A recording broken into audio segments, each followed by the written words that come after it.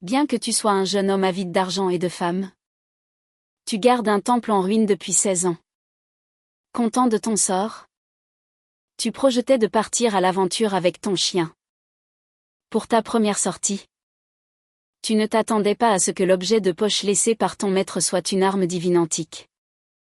La gourde cassée est en fait un trésor suprême du royaume immortel. Et le grand chien noir est une bête divine immortelle millénaire. La technique mentale que ton maître t'a transmise pour résister au froid et à la faim est en réalité la convoitée formule de la loi du ciel mystérieux. Tu es un orphelin, recueilli il y a 16 ans par le vieux maître de ce temple en ruine. Et il y a 6 ans, le vieux maître, après avoir mangé 2 poulets du mendiant et bu une jarre de vin de millet, a eu les jambes qui ont tremblé, les yeux qui se sont révulsés. Et il est parti pour l'autre monde. Tu voulais partir à l'aventure avec Grand Noir? Mais avant de mourir, le vieux maître t'a maintes fois demandé d'attendre une personne pour lui remettre une boîte. Si cette personne n'apparaissait pas avant tes 16 ans, tu serais libre de décider de ton départ. Aujourd'hui, tu as 16 ans. Mais malheureusement, la personne mentionnée par le vieux maître n'est toujours pas apparue. Tu as donc décidé de quitter ce temple en ruine pour gagner ta vie ailleurs. Et à cet instant, tu es en train de marmonner, maître. Tu es mort depuis 6 ans. Et Grand Noir et moi avons gardé cet endroit pendant 6 ans. La personne que tu as mentionnée n'est pas venue. Je prévois de partir demain matin avec Grand Noir. Je vais parcourir le monde. Tu dois me comprendre? J'ai déjà 16 ans. Bien que je sois élégant et d'une beauté exceptionnelle, le plus beau jeune homme à 5 100 lit à la ronde. Les gens du village disent que je suis un petit fou, un mendiant puant. Les filles s'enfuient en me voyant. Je ne trouve pas d'épouse, et je ne veux pas finir célibataire toute ma vie comme toi. Maître, sois tranquille. Quand j'aurai réussi, je reviendrai certainement pour reconstruire les statues divines. Et le temple. Tu expliques à ton maître les raisons de ton départ et fais un tas de promesses en l'air. À tes côtés, le grand chien noir te jette un coup d'œil, puis incline la tête pour dormir, comme s'il ne voulait pas voir ton air effronté. Dehors, le vent est là. Neige s'entremêle. Le froid est glacial. Tu grelottes un peu. Mais heureusement, le vieux maître t'a transmis de son vivant la technique mentale pour résister au froid et à la faim. Après tes grandes rêveries, tu t'assois vite en tailleur et commences à faire circuler ton énergie. Tu formes un seau avec tes mains. Et rapidement, tu entres en méditation. On voit ton corps émettre une légère lueur bleu-vert. Et au-dessus de ta tête, un flux d'air coloré tourbillonne. L'intérieur du temple, initialement glacial, se réchauffe peu à peu. Chose étrange.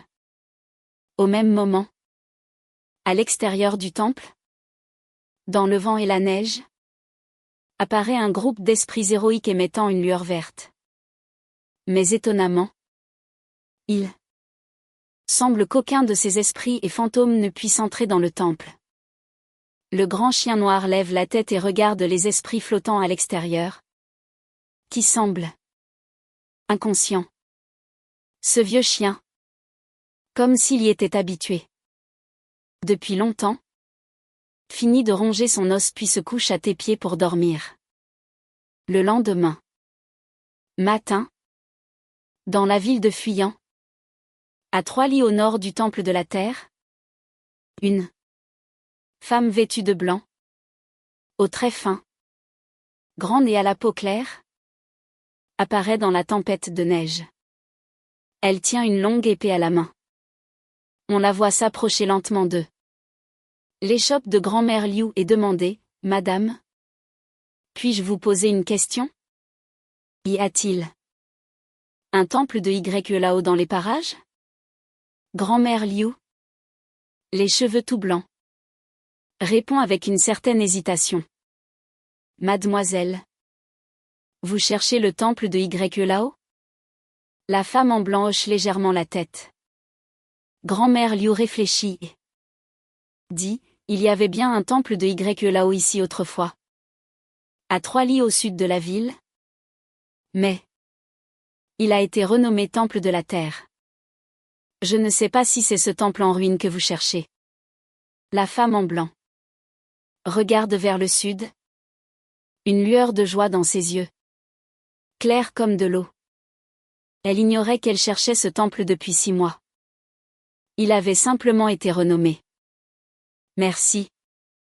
Madame. » Après avoir remercié, la femme en blanc se retourne et part. En l'espace de quelques respirations, elle a déjà disparu dans la rue. Comme un fantôme. Cette scène a fait crier de surprise de nombreuses personnes. Et cette scène a justement été vue par un père et sa fille. Le père et la fille se regardent, fronçant légèrement les sourcils.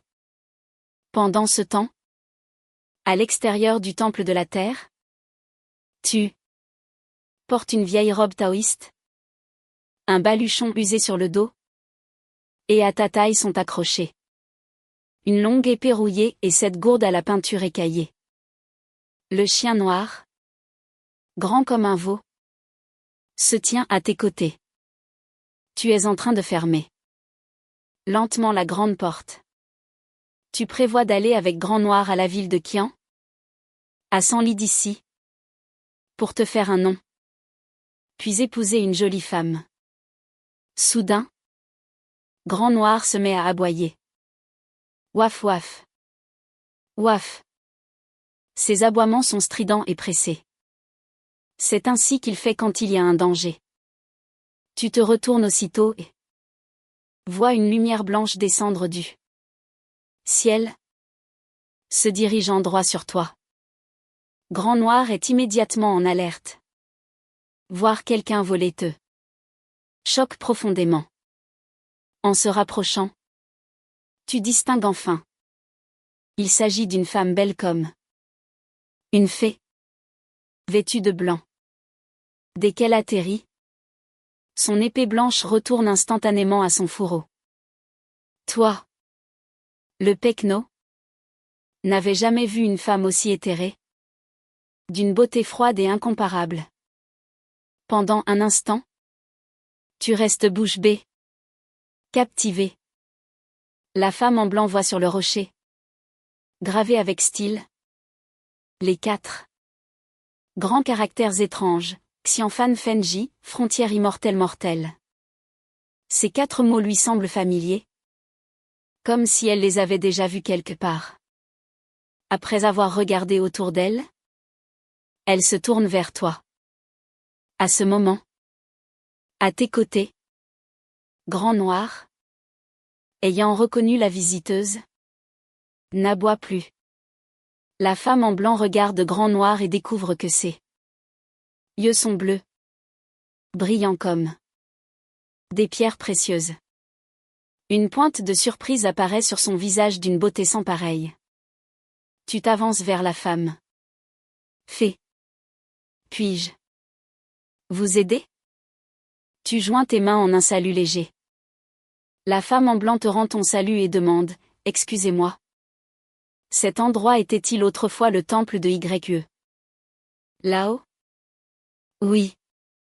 Mais c'était il y a plusieurs décennies. Il a été changé en temple de la terre depuis longtemps. » La femme en blanc dit, « Cher ami taoïste, y avait-il ici un vieux maître de temple? » Ton expression change. Tu regardes avec surprise la belle fée en blanc. Fée. Vous ne seriez pas venu chercher mon maître? Par hasard? Mais il est décédé depuis longtemps. Après quelques questions, Tu découvres avec surprise que cette belle femme est la personne que ton maître t'avait demandé d'attendre. Tu avais toujours pensé qu'il s'agissait d'un vieil ami de ton maître. Que ce devait être un vieil homme.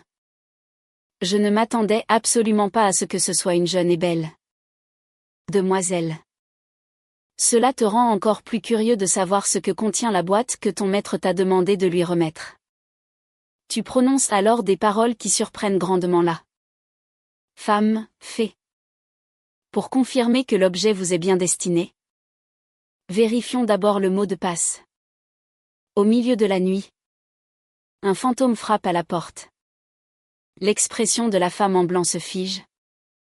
Elle hésite un peu puis dit, sur la route. Le voyageur a le cœur brisé. 3000. Beauté dans le harem. Même un pilon de fer peut être usé en aiguille. C'est correct. Fée. Vous êtes bien la personne que mon maître m'a demandé d'attendre.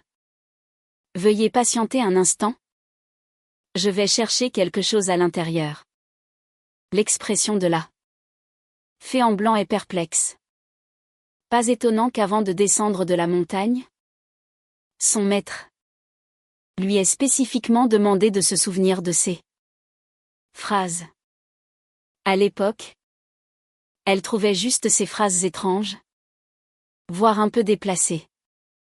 Il s'avère que c'était le mot de passe laissé par le vieil homme. Portant ton petit baluchon et ton épée rouillée, tu pousses la porte du temple.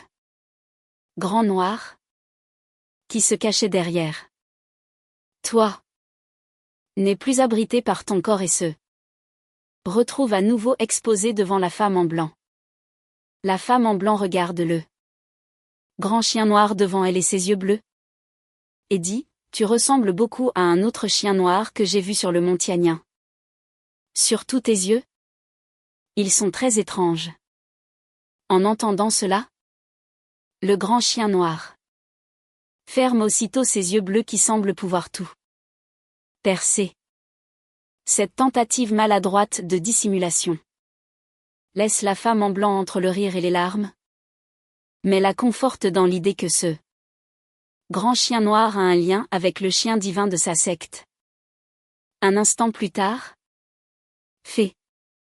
Suivez. Moi. Je vais vous conduire à l'endroit où se trouve l'objet laissé par mon maître.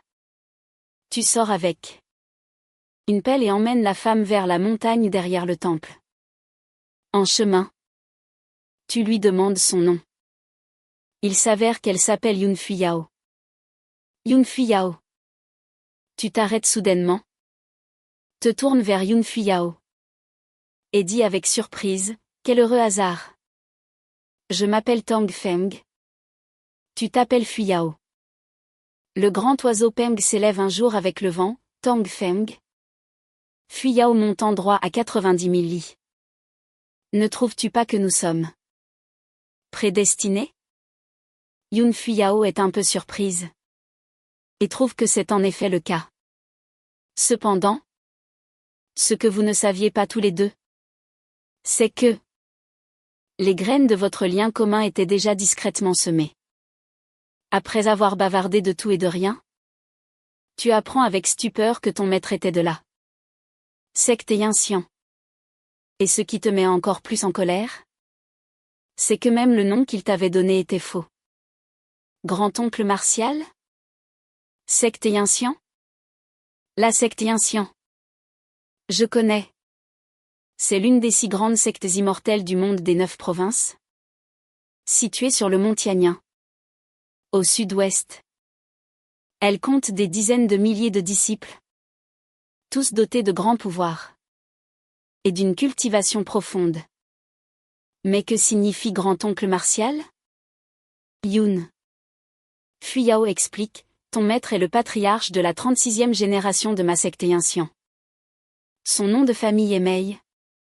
Son prénom Yupin. Et son nom taoïste Xuanxi. Il est le 6e oncle Martial de mon propre maître. Donc je l'appelle naturellement grand-oncle Martial. En entendant cela, tu es abasourdi. Tu n'aurais jamais imaginé que le maître dont tu dépendais t'avait menti. Pendant plus de 10 ans. Tes paroles suivantes choquent encore plus la femme, ce vieux menteur. Il m'a menti même après sa mort. Il m'a dit qu'il s'appelait Mei Ganke. Que son nom taoïste était Xuanhui. Et qu'il était un misérable prêtre taoïste errant. Il disait être arrivé ici il y a de nombreuses années.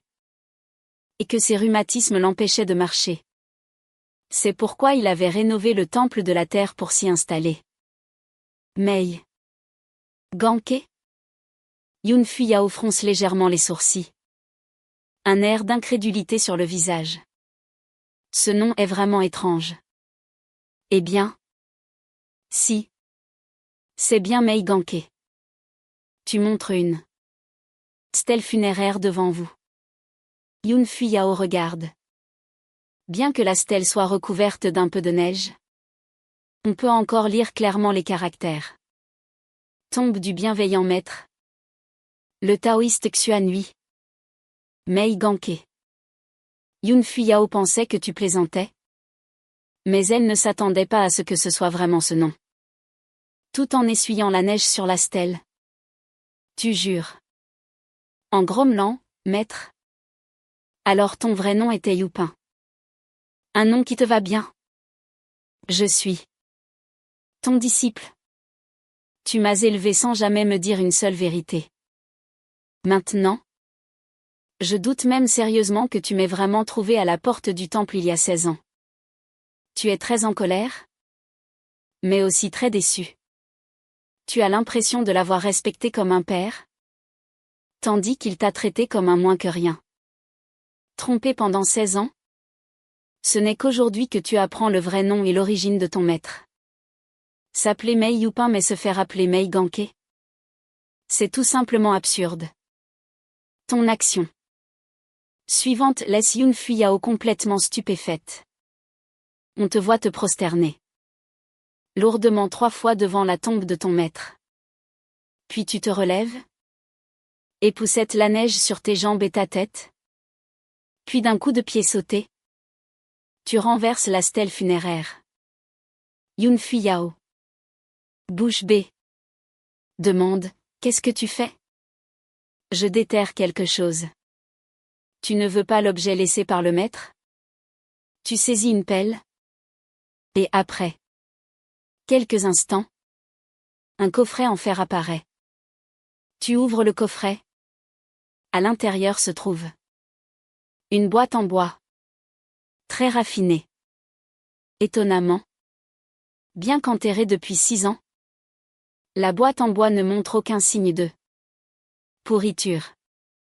Tu prends une poignée de neige, la frottes dans tes mains pour enlever la terre, puis tu sors délicatement la boîte en bois du coffret. Fais Fuyao. Avant de mourir, mon maître m'a demandé de remettre personnellement cet objet à la personne qui viendrait le chercher et connaîtrait le mot de passe. Yun Fuyao tend les mains. Prend la boîte et l'examine. Mais à sa grande surprise, la boîte est couverte de sceaux et de barrières restrictives. Mon maître avait de tels talents? Dis-tu? Un peu perplexe. Le grand-oncle Martial est un grand expert de la secte Yincian. Poser de simples sceaux et barrières n'est rien pour lui. Tu as l'air dépité. Tu as suivi ton maître pendant 10 ans? Et il ne t'a appris aucune technique puissante? Il t'a seulement transmis une méthode pour résister au froid et à la faim. Pendant que tes pensées s'emballent, Yun Fuyao demande, petit-oncle Martial. À part cette boîte, le grand-oncle a-t-il laissé autre chose? Non. Juste ça. Attends. Petit-oncle Martial? Tu as une expression incrédule et troublée. Puisque tu es le dernier disciple du grand-oncle, je dois naturellement t'appeler petit-oncle Martial. Ta bouche s'entr'ouvre. Tu te dis que ce que dit Yun Fuyao semble logique. Mais alors? C'est fichu. Non. En voyant la beauté de Yun Fuyao, tu avais déjà choisi les prénoms de vos 13 futurs enfants. Mais te voilà maintenant devenu son oncle Martial. N'est-ce pas une différence de génération insurmontable? Yun Fuyao. Ignorant tes pensées, range la boîte en bois dans son sac de rangement qui enquin à sa taille et te fait ses adieux. Elle est partie depuis 6 mois. Et doit retourner faire son rapport au plus vite. Elle pensait t'emmener. Mais tu prévois d'aller à Qian avec Grand Noir. Apprenant que tu n'as aucun niveau de cultivation. Yun Fuyao jette un œil à ton épée rouillée et fronce les sourcils. Le grand-oncle Martial t'a transmis son épée. Mais ne t'a-t-il pas enseigné les méthodes de cultivation et les techniques d'épée de la secte Yincian? Tu secoues la tête? L'air perdu, quand mon maître est mort? Je n'avais pas encore 10 ans. Il ne m'a rien appris. Il ne m'a jamais parlé de son passé non plus.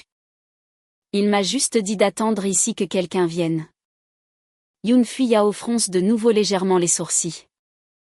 Elle ne s'attendait pas à ce que son petit oncle Martial ne sache rien du tout. Pas étonnant que l'épée soit rouillée. Après une brève réflexion, Yun Fuyao décide de retourner d'abord à la secte Yincian pour faire son rapport. Ce patriarche Xuanxi a vécu plus de 800 ans. S'il était resté dans la secte Yincian, il aurait été le membre le plus ancien en termes de génération. Pourtant, le patriarche Xuanxi n'est presque jamais retourné à la secte depuis de nombreuses années. Yun Fuyao n'en connaît pas la raison exacte, mais elle devine vaguement que cela pourrait être lié à un incident survenu à la secte Yincian il y a de nombreuses années. Craignant que t'emmener imprudemment à la secte Yincian ne t'attire des ennuis, elle n'insiste pas. Aussitôt, le corps de Yun Fuyao s'élève dans les airs, se transformant en un rayon de lumière qui s'éloigne. Cependant, cette scène a déjà été repérée par des observateurs cachés. Toi, à ce moment, tu ne sais rien de cela. Tu remets la stèle de ton maître en place devant sa tombe. Une fois cela fait, tu prends ta pelle, siffle pour appeler Grand Noir et retourne vers le temple en ruine. En arrivant devant la porte, tu vois une petite fille en veste matelassée fleurie s'approcher depuis le nord. Lindang. Tu te frottes les yeux? Laisse tomber la pelle et cours à sa rencontre. Lindang est l'une des beautés que tu rêvais d'épouser. En voyant Lindang, le visage rougi par le froid. Tu as l'air surpris. Lindang regarde le baluchon usé sur ton dos. Elle sort de sa veste des pains à la vapeur et des brioches encore chauds. Tu n'avais pas dit qu'après la première neige de l'année, tu devais partir d'ici avec Grand Noir pour Qian? Je t'ai apporté quelques provisions. Tu regardes Lindang fixement. Le cœur rempli d'émotions partagées, entre tristesse et gratitude. Toi qui t'étais laissé aller, tu es devenu ces 2 dernières années l'objet de la haine de tous les habitants de Fuyang. Après le départ de Lindang, tu regardes Grand Noir, la tête basse, l'air très abattu. Tu ne t'attendais pas à ce que ce soit la dernière fois que tu verrais Lindang de ton vivant. Maintenant que la boîte a été prise par Yun Fuyao, tu n'as plus de raison de rester dans ce temple en ruine. Ainsi, un homme, un chien, une épée rouillée, une gourde cassée et un baluchon plein de rustines. Vous vous mettez en route pour une vie d'errance. Mais à ce moment, tu ne te doutes pas que bientôt, tu seras déjà de retour ici. Tu as toujours été optimiste, insouciant et effronté. La tristesse et la mélancolie de tout à l'heure semblent n'avoir été qu'une illusion. En moins de temps qu'il ne faut pour brûler un bâton d'encens, tu sembles avoir jeté tous tes soucis aux oubliettes. Tu cours, poursuis et chahutes avec grand noir dans la neige, vous éloignant de plus en plus. Alors que tu te diriges vers la ville de Qian, Yunfu Yao, parti un peu avant toi, rencontre des ennuis. Haut dans le ciel, Yunfu Yao, flottant dans sa robe blanche, se tient sur son épée immortelle, qui émet une lumière blanche, comme une étoile filante blanche. Elle traverse les nuages et fend le ciel. Soudain, d'un épais nuage de neige devant elle, jaillit un rayon de lumière rouge-feu. Ce rayon est extrêmement rapide et en un clin d'œil, il atteint Yunfu Yao. Yunfu Yao ne s'attendait pas à être attaqué en plein vol. Heureusement, sa cultivation est élevée. Et sa réaction rapide. Elle se contorsionne et le rayon rouge passe à côté d'elle avec un sifflement. De près, elle voit clairement que c'est une épée immortelle rouge comme le feu. Heureusement qu'elle a esquivé rapidement. Sinon, cette épée l'aurait transpercée de part en part. L'épée immortelle rouge, ayant manqué sa cible, fait immédiatement demi-tour dans les airs pour attaquer à nouveau Yunfu Yao. Yunfu Yao a déjà saisi l'épée immortelle blanche sous ses pieds. Son esprit sent l'épée rouge revenir à l'assaut. Elle pousse un grognement froid, injecte son énergie dans l'épée blanche. En un instant, une lumière blanche jaillit de la lame. Yunfu Yao donne un coup d'estoc. Une lumière blanche éblouissante, tel un fauve rugissant, s'élance et repousse l'épée immortelle rouge. L'épée immortelle rouge retourne dans l'épais nuage de neige qui ressemble à un géant. Le visage de Yunfu Yao est glacial. Son regard est froid. Tenant son épée, elle flotte dans le ciel, la pointe de sa lame dirigée vers le nuage, et dit froidement: en plein jour, ne vous cachez pas. Montrez-vous. Alors, une onde de choc explose depuis le nuage, le dispersant instantanément. On voit alors une femme vêtue de noir, portant un grand chapeau de bambou et un voile, tenant une épée immortelle rouge, flottant elle aussi dans le ciel. Qui êtes-vous? Pourquoi m'attaquez-vous? Dit Yun Fu Yao froidement. Mais l'assaillante prononce des mots qui surprennent Yunfu Yao, fait Fu Yao. Je ne veux pas me battre avec vous. Remettez-moi ce que vous avez pris au temple de la terre. La voix de la femme au chapeau est claire et nette. Yunfu Yao fronce les sourcils.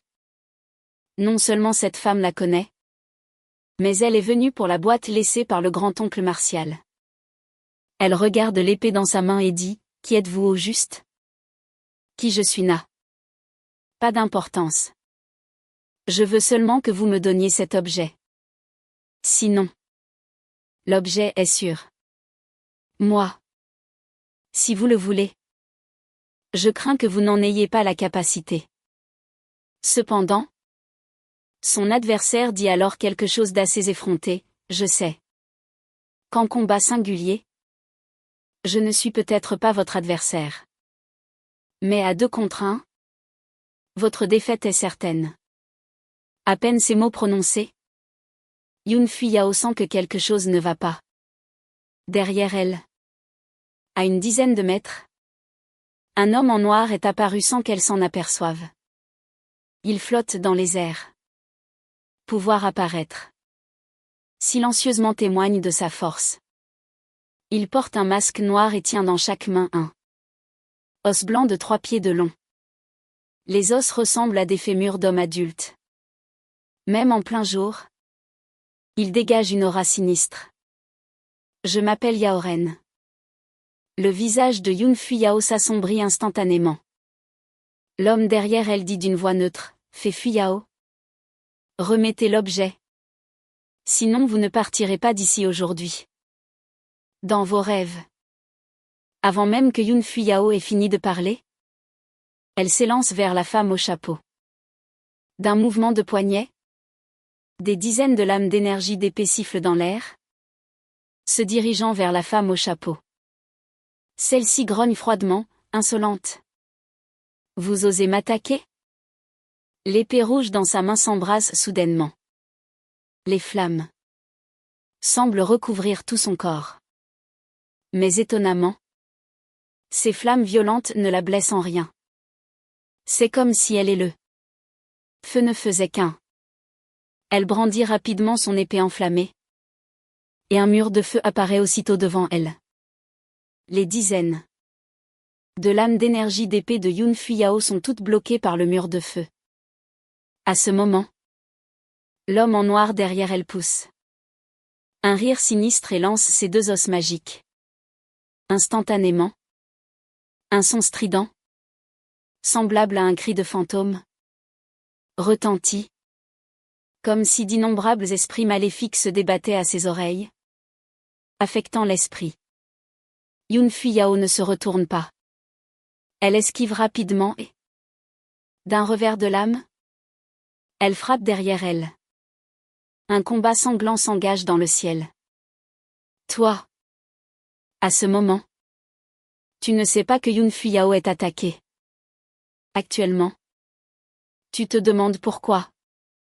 Après avoir marché dans la neige pendant une heure, tu ne ressens aucune fatigue. Tes pas sont toujours légers. Tu penses que c'est peut-être dû à la pratique constante de la technique anti-froid et anti-faim que ton maître t'a enseigné. Quand tu vois un groupe de personnes apparaître soudainement devant toi, tu fronces les sourcils. Il s'agit d'un groupe de 6 nonnes. 5 d'entre elles portent des robes grises et des chapeaux de moine. Celle qui mène le groupe porte une robe blanc lunaire. À part la nonne en chef, qui semble avoir une quarantaine d'années, les 5 autres nonnes ont l'air d'avoir la vingtaine. Et elles sont toutes de grande beauté.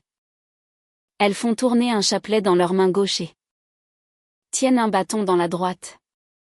Un grand sac en tissu est suspendu à leur épaule. Elles marchent en file indienne dans la neige, se dirigeant vers le nord. Toi qui as toujours aimé les belles femmes, en voyant ces 6 nonnes, tu lèves les yeux au ciel tout en marmonnant des jurons. Tu ignores que ce sont les nonnes du temple de Guanyin. Sur le mont Kuiping, au sud.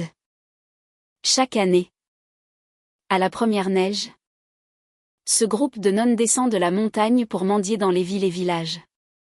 Si tu détestes ce groupe de nonnes, c'est parce qu'elles t'ont volé ton gagne-pain. Autrefois, l'encens brûlait encore au temple de la terre. Les habitants de Fuyang, lors des fêtes, mariages ou funérailles, venaient au temple de la terre pour prier et offrir de l'encens. Les dons d'huile de lampe suffisaient amplement à te permettre de te marier et de fonder une famille, menant une vie modeste. Mais tout a été ruiné par ce groupe de nonnes. Car depuis 5 ans, pour une raison inconnue, tout le mont Kuiping est enveloppé d'une intense lumière bouddhique, visible à des centaines de li et qui a duré 7 jours. Depuis, le temple de Guanyin est devenu célèbre. En à peine 2 ou 3 ans, il a accaparé tout l'encens du temple de la terre, ce qui t'a rendu de plus en plus pauvre. Pour survivre, tu as dû voler des poules et des chiens dans la ville. Cela t'a valu l'inimitié de tous les habitants de Fuyang. Tu croises les 6 nonnes. La nonne en blanc qui mène le groupe, en te voyant avec le chien noir grand comme un veau, a une expression qui se fige. Surtout en voyant le grand chien noir, une crainte à peine contenue semble briller au fond de ses yeux. Elle Regarde le baluchon sur ton dos. Joins les mains. Et t'incline légèrement la tête. Mais tu ne réponds pas. Une fois les nonnes un peu plus loin, tu craches par terre dans leur dos. Et, sans gêne, on dit que les bouddhistes sont détachés des 6 racines et des 4 éléments. Mon œil. Ces nonnes sont toutes plus belles que les courtisanes des maisons de passe. Détachées des 4 éléments? Quelle blague! Le temple de Guanyin reçoit plus de 100 000 pièces par an en dons. Et elles ont encore le culot de descendre mendier. Sans vous, bande de nonnes, mon temple de la terre aurait-il fait faillite? Le cœur rempli de ressentiment, tu continues de marcher vers le sud en jurant. Mais Grand Noir s'arrête et se retourne pour regarder le groupe se dirigeant vers fuyant. Ses yeux bleu azur clignotent lentement, comme un humain en pleine réflexion. Grand Noir? On y va. Qu'y a-t-il à voir chez une bande de nonnes qui volent le gagne-pain des gens? Voyant que Grand Noir ne suit pas, tu te retournes et l'appelles. Ouaf. Grand Noir aboie. Se retourne et te rattrape. Une demi-heure plus tard, les nonnes descendues pour mendier entrent dans la petite ville de Fuyant. Elles frappent à chaque porte. Un simple Amitabha suffit pour que les habitants leur donnent quelques pains et de la nourriture pour accomplir une bonne action. Les familles plus aisées donnent aussi quelques pièces d'argent, disant que c'est pour ajouter quelques tuiles au temple de Guanyin. Mais étrangement, elles ne semblent pas se soucier de la quantité donnée, remerciant chacun, jusqu'à ce qu'elles arrivent à l'échoppe de grand-mère Liu. La boutique est déjà fermée. La vieille grand-mère Liu est assise près du fourneau pour se réchauffer. Sa belle-fille, Tante Pan, bien en chair, et la belle Y Lindang sont en train de ranger les paniers à vapeur. En voyant arriver le groupe de nonnes avec leurs bâtons, la mère de Y Lindang les accueille chaleureusement. Elle demande à Lindang d'emballer les pains et les brioches végétariennes restant, puis sort 3 ou 4 pièces d'argent de la boîte. La jeune nonne en chef, vêtue de blanc, joint les mains et sourit en signe de remerciement. Mais son regard ne quitte pas Y Lindang. Même sous sa veste matelassée, on devine la silhouette gracieuse et bien développée de Y Lindang. Sa peau blanche est comme une perle. Ses traits sont fins. Surtout ses yeux, qui ressemblent aux étoiles dans le ciel nocturne. La femme grassouillette, voyant la nonne en blanc regarder sa fille, ne peut s'empêcher de montrer un peu de fierté. Elle est laide, mais elle a donné naissance à la plus belle fille de la ville. C'est la fierté de sa vie. Maître, voici ma fille, Lindang. Elle a l'âge de se marier, mais n'a pas encore trouvé le bon parti.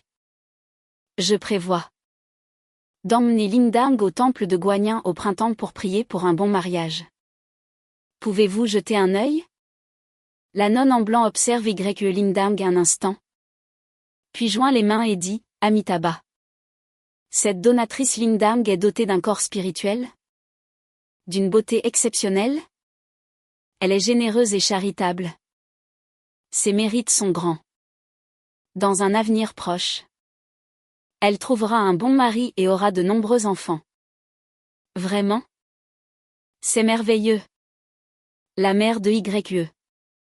Lindang est ravie et demande à sa fille de remercier la nonne en blanc. Y Lindang, les joues rouges, n'a plus la vivacité de sa jeunesse, mais plutôt la timidité d'une jeune fille découvrant l'amour. La nonne en blanc ajoute, j'ai entendu dire que des malfaiteurs sévissent récemment dans la région de Yuzu, enlevant de jolies jeunes filles la nuit. Donatrice? Votre beauté est remarquable. Soyez prudente. Merci. Maître. Je ferai. Attention. Après avoir reçu les offrandes, les nonnes quittent rapidement l'échoppe de grand-mère Liu et continuent de mendier de porte en porte le long de la rue. Devant une ruelle se tient un homme d'âge moyen boiteux et une jeune femme à la silhouette agréable. C'est le boiteux Li de Zemchandaoui. Sa fille, Li Yanu. Li Yanu est aussi belle que Lindang et a une belle silhouette. Malheureusement, elle est muette. Seule la bienveillante Lindang et toi, avide de femme, lui parlait de temps en temps. En regardant les nonnes s'éloigner, le père et la fille se regardent, puis tournent simultanément leur regard vers l'échoppe de grand-mère Liu. En face, le boiteux Li murmure alors quelque chose d'incompréhensible, dommage que ce chien noir soit parti. Le regard de Li Yanu vacille. Elle semble un peu inquiète. Ta rencontre avec ces nonnes mendiantes a gâché ton humeur. Tu as passé le reste du chemin à jurer. Vers le crépuscule, tu arrives au pied de la face ouest du mont Kuiping, dans une petite grotte abandonnée. Tu prévois d'y passer la nuit avant de repartir pour Qian le lendemain matin. Tu siffles Grand Noir pour qu'il aille chasser du gibier pendant que tu t'installes dans la grotte. Soudain, un aboiement strident retentit. Tu sursautes. Pas bon. Tu saisis immédiatement ton épée rouillée, jamais dégainée, et cours en direction de la voie de Grand Noir. Après quelques dizaines de pas, tu trouves Grand Noir. Mais à ta grande surprise, devant lui gît une femme couverte de sang, tenant encore une épée. Mais cette femme est très étrange. Son corps apparaît et disparaît, comme si elle était une hallucination. Le corps de la femme apparaît puis disparaît dans les airs. Tu n'as jamais rien vu de si bizarre. Ton cœur s'accélère. Tu crois avoir rencontré la légendaire Yukiona, qui dévore les hommes. Tu prends ton courage à deux mains, l'épée rouillée au poing, et t'approches de la femme qui clignote. Tu tends la main et la touches doucement. C'est solide. Ce n'est pas une hallucination. Tu retournes lentement la femme. L'instant d'après, un beau visage familier apparaît sous tes yeux. La femme devant toi n'est autre que celle qui est partie avec la boîte ce matin. Yun Fuyao. En ce moment, le corps de Yun Fuyao, son visage et ses vêtements sont couverts de sang séché et de terre. Tu es choqué. Fei Fuyao.